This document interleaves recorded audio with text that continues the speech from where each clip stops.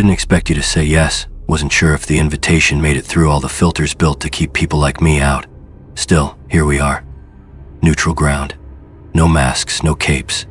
Just 2 chairs and the space between them. I don't have anything rehearsed. Don't do speeches.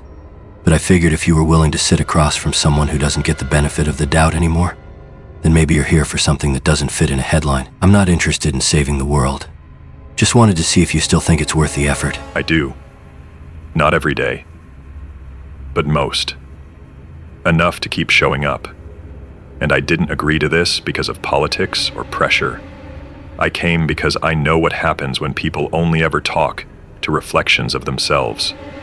You and I couldn't be further apart in approach, but the truth is, we orbit the same mess. We've just chosen different ways to clean it up. You look at rot and strip it down to the bone. I try to hold the line before the decay spreads. Maybe both methods fail. Or maybe failure is just part of the job. You ever think maybe the job was never meant to succeed? You hold the line, I drag the bodies behind it. There's no reward in either. No lesson learned. Just repetition. You don't get to see the cost of restraint. You don't stay in the room after the headline fades. That's where I live. In the reek of what people call second chances. You've got reach, visibility. They look up at you and forget what they're capable of. They look at me and remember. That's the point. I don't want belief. I want accountability with teeth. You talk like I'm hiding from consequence. I'm not. I've seen the cost of letting people believe in second chances that weren't earned. I've stood in courtrooms and watched the same names come up again and again and again.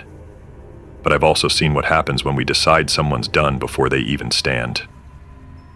There's a line, and I'm constantly trying not to cross it. Not because I fear who I'll become, but because I know how easy it would be to enjoy it. Maybe the difference is you crossed it and stopped pretending there was ever another way. You really think I haven't noticed how careful you are when someone mentions Luthor? You stiffen. Barely. But it's there. For a man so committed to justice, you've given him a wide corridor. You've crushed cities for less. Yet when it's him, you pause. You reason. You negotiate. And I'm not accusing you of corruption. I'm questioning your consistency. I've always wondered, what part of you still believes he's reachable? What part of you still sees a reflection worth redeeming? Because to me, he looks like your biggest failure, dressed as your oldest friend. I've replayed every time I didn't shut him down harder, every time I thought maybe there was still something there to save, and I do see something in him. That's what makes it worse. If he had my power, I don't think he'd hesitate. I see how close I could have ended up to that if I hadn't been raised differently, if I hadn't been given restraint before strength. Maybe I pause because I know there's no undo button if I stop. But I'll ask you this.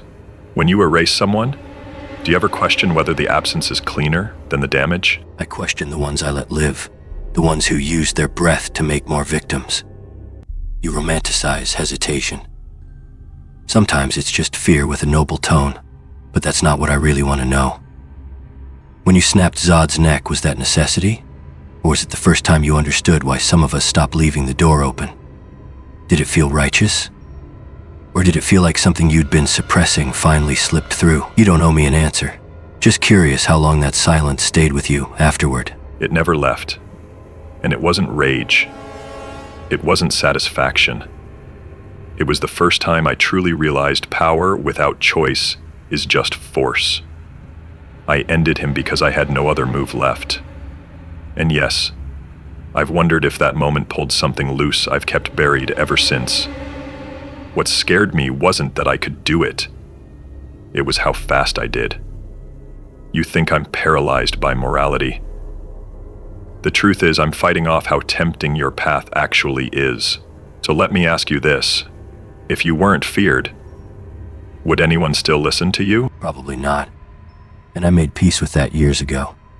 I'm not here to be trusted. I'm here so the worst people in the world know someone exists who's willing to do what they hope no one else will. That split second. That hesitation before they make a move. That's my role. You still want to inspire. I gave that up. I don't want admiration. I want doubt. If I'm the cost of someone hesitating before they do something irredeemable, then I've done more than most people claiming to save the world. Between results and virtue, I picked my side.